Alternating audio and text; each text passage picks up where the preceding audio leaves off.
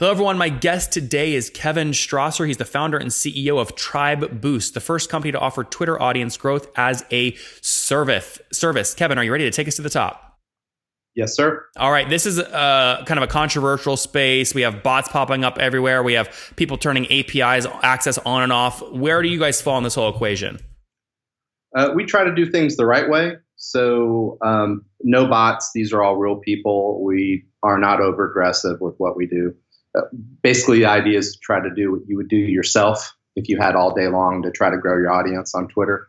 And that's kind of been the idea from the get-go. Although Twitter may or may not see it that way, depending on who's working there. It seems like the rules kind of shift a little bit like the weather. And what's the revenue model? Are you a pure play SaaS company or what? Yes. Okay. So what's the average customer pay per month, would you say? Yeah, a lot of what we do is we have our own software, but a lot of what we do is also the service of putting that into place. So maybe not your typical SaaS where everything's automated. Okay.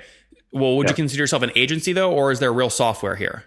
There is real software, yeah. Okay. And everything we do is all running on our own software that we built. Okay. So what's the average customer pay per month, would you say?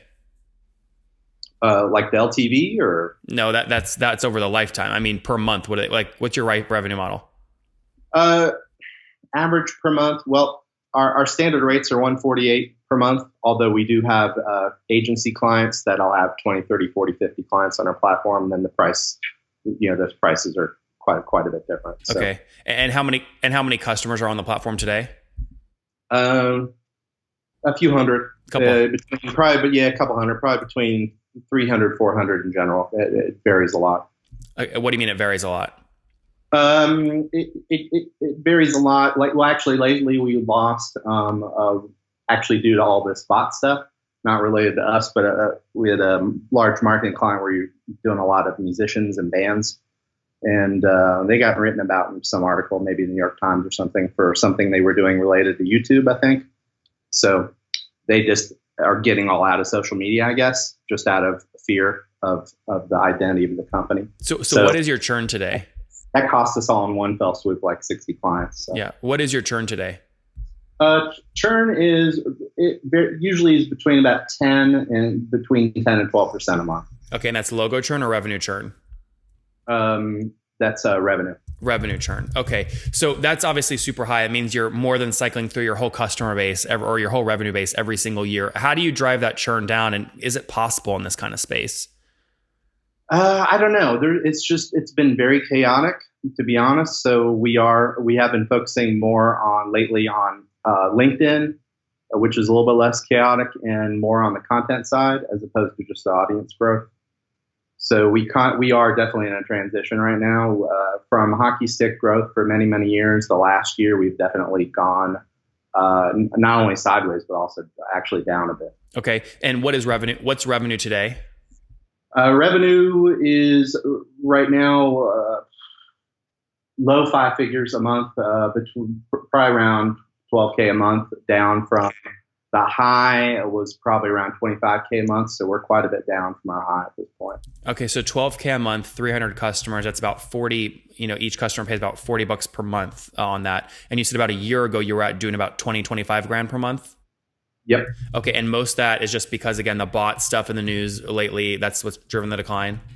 It's probably been a multitude of things. Took my foot off the marketing pedal a bit to build out some new services because I could see around the corner that the whole audience growth thing was a very dangerous place to be. It's hard to know from day to day what Twitter is okay with you doing. And it's just the dangers of having your business on somebody else's platform, which I knew going into this. So, none of this is a shock, but so yeah, we're definitely in an adjustment period right now. I'm looking to focus on some different things. Have you bootstrapped the company or raised capital? Yeah, it's all bootstrapped. Okay. And so why not just get out? I mean, why not flash sell it and move on to your next idea? I'd love to sell it, but I don't know if I could sell it in an honest way. What do you mean? Because it is such a chaotic thing right now. I don't know who would want to be burdened with it, to be honest with you. Yeah. Because you could buy the business and then in a couple months you might not even be able to do a lot of things you're allowed to do because the API rules keep on changing. They just shut down a bunch of things recently that didn't really impact what we do, but it impacts a lot of other people. So when the marketing engine was cranking, what were you spending to acquire a customer? We never really did a lot of ads, to be honest with you. We did in the beginning a lot of Google AdWords, not a lot of money, $500 to $1,000 a month. Okay, so again, to get a new $40 a month customer, what were you paying for that usually? A few dollars. A couple. Okay, very little. Yeah. But in general, we grew mostly by word of mouth and repeat business and content marketing. Okay. Well, let me ask you. So if you could spend as little as a couple bucks to acquire a $40 a month customer, why would you ever stop that? It stopped working. That when we were doing it with Google AdWords, that's about what it was costing us, and probably really not at a couple of bucks, but at that point, a lot of the clients were a lot more than a $40 average. So the average goes down because a lot of our clients are our marketing agencies that give us thousands of dollars of revenue per month for one client. So that kind of tends to bring the average down. But when you're getting a brand new individual client, it's a lot more than $40 a month. Okay. So yeah. Put all this on a timeline for me. When did you launch? 2012. 2012. Okay, so you've been doing this a while. What's the team size? Team has always been between 3 and 10 people. Right now, it's about 4 people. 4 people. Okay, and where's everybody based? We're all over the place. We have a database guy in Europe, a developer in Boston, and a graphic designer in the Philippines. So we're all over. Okay, great. So, predict what happens over the next 12 months to the company and you. What do you do?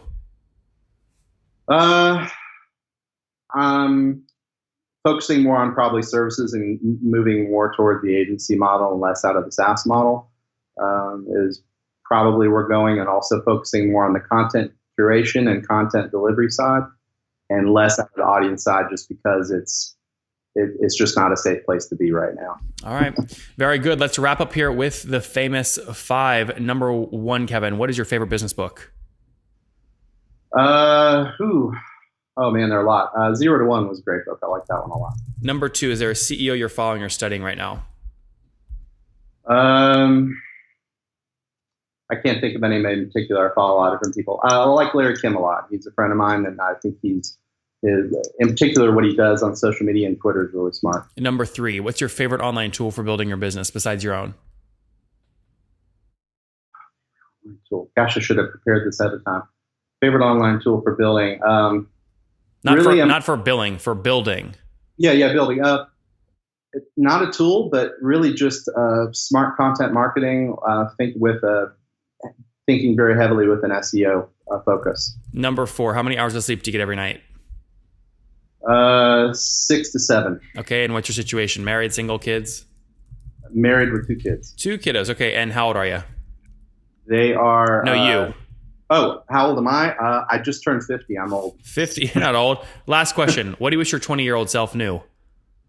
You can do it. Have confidence.